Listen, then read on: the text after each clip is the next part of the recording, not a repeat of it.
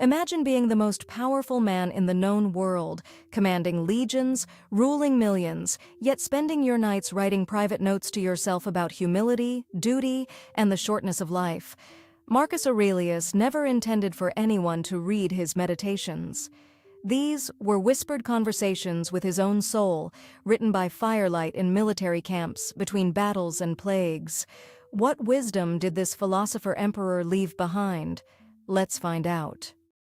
Marcus Aurelius Antoninus was born on April 26, 121 AD, into Roman nobility that traced its bloodline back to Numa, the most pious of Rome's early kings. But it wasn't his lineage that shaped him, it was his grandfather. On the very first page of Meditations, Marcus gratefully declares how from his grandfather he learned to be gentle and meek, and to refrain from all anger and passion.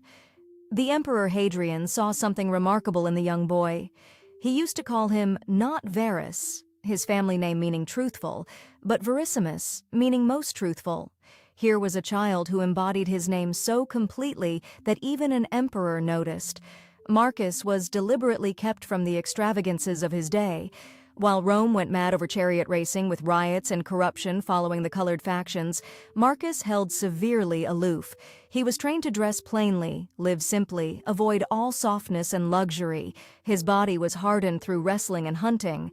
His mind was shaped by the strict doctrine of Stoic philosophy, which became his great delight. This was education with purpose, to build not just an emperor, but a soul. At the heart of Marcus's worldview lay a profound Stoic teaching: live in conformity with nature. Now, this didn't mean following your impulses or indulging your desires. For the Stoics, nature meant something far deeper. They believed a spiritual force, manifesting as fire, spirit, soul, or reason, permeates the entire material universe. The soul of every person is an emanation from this divine source, a spark of the cosmic fire that governs all things. This worldview gave Marcus a framework for accepting whatever life threw at him. The divine ruling principle makes all things work together for the good of the whole, even when individual outcomes seem tragic. Your task isn't to resist the universe. Your task is to align yourself with reason and virtue, to work consciously with providence for the common good. This wasn't passive resignation. It was active participation in something greater than yourself. Just as virtue in the soul must rule the individual person, so too the cosmic reason governs all existence. Understanding this connection, Marcus found both peace and purpose amid chaos. In 161 AD, Marcus assumed the imperial throne. Almost immediately, the world caught fire. In the east, Parthia revolted, destroying an entire Roman legion and invading Syria. At home, a coalition of powerful tribes massed on the northern frontier: the Marcomanni, the Quadi, the Sarmatians, the Jazyges.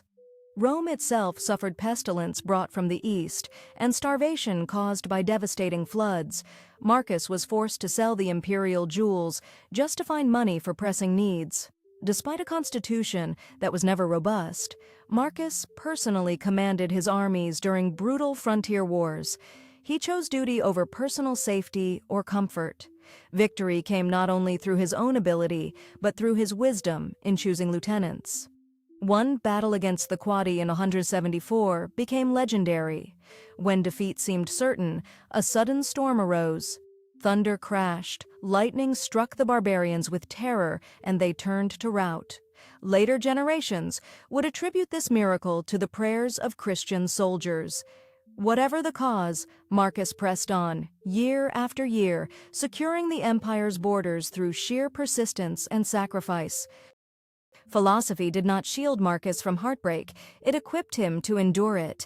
Faustina had borne him several children, and Marcus was passionately fond of them. Their innocent faces still survive in sculpture galleries today, captured in stone beside their father's dreamy countenance. But they died, one by one. When Marcus came to his own end, only one son remained. Commodus, weak and worthless, destined to become a bloodthirsty tyrant who would undo his father's life's work. Then there was Faustina herself. Scandal whispered of unfaithfulness, even of conspiracy with the rebel Cassius. But Marcus, at all events, loved her dearly, nor ever felt the slightest qualm of suspicion. She died during his Eastern campaign, and he mourned her genuinely. Here was a man who had mastered Stoic detachment, yet remained capable of deep love. His philosophy didn't make him cold. It made him strong enough to keep fulfilling his responsibilities while carrying unbearable losses. The private writings of Meditations become even more remarkable when you understand they were written by a grieving father, a widower, a man acquainted with sorrow. Perhaps nothing reveals Marcus's character more clearly than his response to betrayal. Avidius Cassius was an able captain who had won renown in the Parthian Wars and governed the eastern provinces. When false reports reached him that Marcus had died, Cassius proclaimed himself emperor. Upon hearing this news, Marcus immediately patched up his military campaigns and prepared to face civil war. But here's what's extraordinary.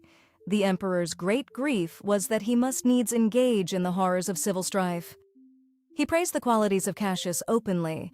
He expressed a heartfelt wish that Cassius might not be driven to do himself harm before Marcus could grant him a free pardon. Think about that. A man had tried to steal his empire, and Marcus hoped to forgive him. Before any confrontation could occur, Cassius's followers learned the emperor lived. They fell away, and Cassius was assassinated. When the murderers brought Cassius's head to Marcus, the emperor indignantly refused their gift and would not even admit the men to his presence. Power reveals character, and Marcus's character was mercy. On March 17, 180 AD, Marcus Aurelius died in Pannonia, worn down by years of war, plague, and loss. He was not quite 60 years old. The troubles had been too much for a constitution never robust, but what he left behind was extraordinary. Through his meditations, we have access to the inner life of perhaps history's most powerful philosopher. Marcus never sought to remodel the world on any preconceived plan. He simply tried to do his duty as well as he could, to keep out corruption, to protect the weak, to make the lot of slaves less hard, to stand in place of father to the fatherless. His private notes remind us that wisdom isn't about escaping difficulty, it's about meeting difficulty with virtue. The Stoics believed the soul is an emanation from the divine source, into which it will eventually be reabsorbed. Whether or not that's literally true, Marcus lived as though every moment mattered, as though his character was the one thing truly his own. Nearly 2,000 years later, his whispered conversations with himself still speak to anyone willing to listen. Marcus Aurelius reminds us that our circumstances don't define us, our responses do. Whether you're commanding armies or simply navigating another difficult Tuesday, you possess the same capacity for virtue, patience, and wisdom that he cultivated. The choice is always yours. If this resonated with you, subscribe to Shelf-Made for a book a day. We're here to bring timeless wisdom into your modern life, one summary at a time.